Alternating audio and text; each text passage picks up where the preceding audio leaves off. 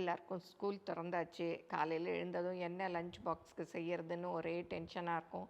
இந்த தக்காளி தொக்கு செஞ்சு வச்சுக்கிட்டோம்னா ஈஸியாக இருக்கும். இதுக்கு 2 துண்டு பெருங்காயம், 1/4 டீஸ்பூன் வெந்தயம், 1/4 டீஸ்பூன் கடுகு போட்டு நல்லா வாசம் வர்ற வரையும் வறுத்துக்கிட்டு இந்த மாதிரி கொரகொரப்பாக இடித்து வச்சுக்கணும்.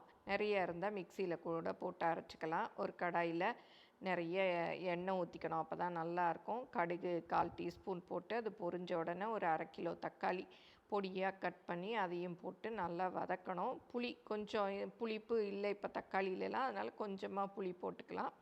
அப்புறம் உப்பையும் போட்டு நல்லா வதக்கணும். புளியில் நாரெல்லாம் இல்லாமல் போட்டுக்கோங்க. அப்புறம் காரத்துக்கு 2 ஸ்பூன் தனி மிளகாய் பொடி போடுறேன். உங்களுக்கு எவ்வளோ தேவையோ அவ்வளோ போட்டுக்கோங்க.